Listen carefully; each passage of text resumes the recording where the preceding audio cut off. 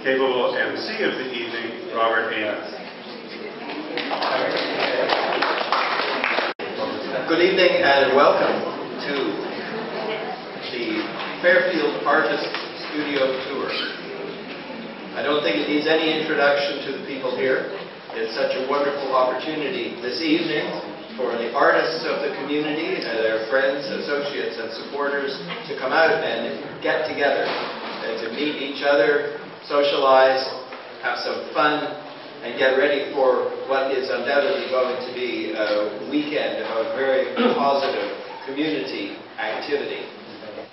There are two special guest speakers which I'd like to welcome and introduce. First of all, I'm going to introduce Wendy Welch. Wendy is a native of Montreal, but has been a fixture in the Victoria scene for quite a long time.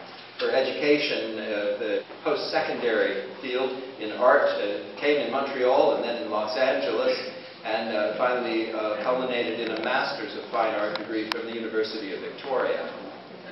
Wendy's exhibiting career has had many different situations, but in particular I'd like to mention her solo exhibitions in Surrey at the Southern Alberta Art Gallery, and most recently in the Art Gallery of Greater Victoria, of course, that fantastic blue cavalcade of Lawrence Harris-inspired northern ice and glitter. 2 years later, in 2009, Wendy had a prestigious and very extensive solo exhibition at Open Space Gallery called Abundance and Excess, which filled the gallery with a multitude of her projects. I think the most important thing to note, though, is that almost immediately after graduation from the master's program at ExhibitVic, Wendy, with extraordinary temerity, opened up her own art school. It's called the Vancouver Island School of Art and has gone from success to success. It's located on Quadra Street, just north of Bay, and is also the site of a very adventurous gallery called the Slide Room Gallery. These are things all of you artists in the room should be well aware of already, and I look forward to hearing what Wendy has to communicate to us this evening. I get to talk about my favorite subject, which is art. I wish I was one of those kind of people that could prepare a really eloquent speech and memorize it. Like, I'm a big admirer of the way Obama speaks. I actually bought a book called How to Speak Like Obama, which is kind of embarrassing because I'm always telling students to learn to speak in their own voice, and yet, so I'm just going to speak from my heart. And what I have to say is I want to talk about the value of art and how, in terms of speaking, that I've learned a lot from my own art and how to speak to people. In that I often do large-scale installations where I don't know what I'm going to do. I just bring the materials to the gallery and I have a rough idea. And I like that kind of excitement of not knowing exactly how it's going to turn out. So with public speaking, I try and take that same approach where I'll just go try it and see how it works, see how the space works, how the people respond. And so the thing is that I really do believe that art has value in many different ways. I wasn't one of these people who knew they were going to be an artist. I actually thought I had the privilege to think that art was something everyone did.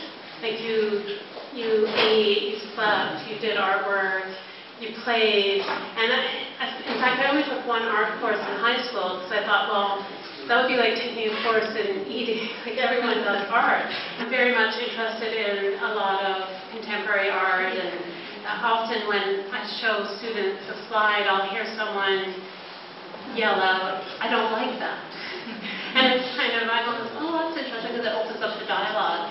And part of the thing with art is, what I always think about it is that it doesn't lie. Like, art is telling you something. Whether you like the work or not, it's telling you some kind of truth.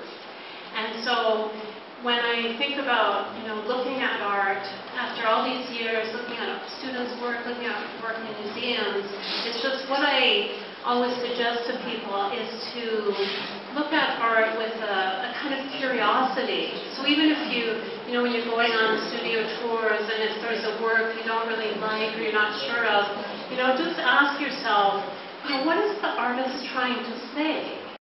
Well, good evening, and thank you, Robert, for that introduction. Let me just start by saying I'm thrilled to be here with you, Robert, with you all, artists, Wendy Welch, people who really enrich my life, enrich our community. And I know, just looking at Robert and Wendy, whom I happen to know, how much they've engaged, helped us engage in our community and educate us on a number of things. In fact, I remember Robert attended dutifully, I think it was an 8 or 9 or 10, maybe even longer, hour-long public hearing about this community. And while he was listening, he was also sketching. And after the public hearing, he came to each one of us as counselors and gave us a little sketch. And I thought, oh my God, is that what I look like up there? I almost gave up politics. Until I saw the sketch of another counselor who appeared to be dozing. But it's really thrilling to be in a room with artists. And when he said, they're not special people, perhaps, but they so enrich our lives. And society does very little to support that incredible richness that I experienced, certainly here in Victoria and in Fairfield. And that's one of the reasons that I accepted to be chair of the Arts Caucus, the All-Party Arts Caucus in Ottawa, because I am so proud of this community and what I've experienced here through art.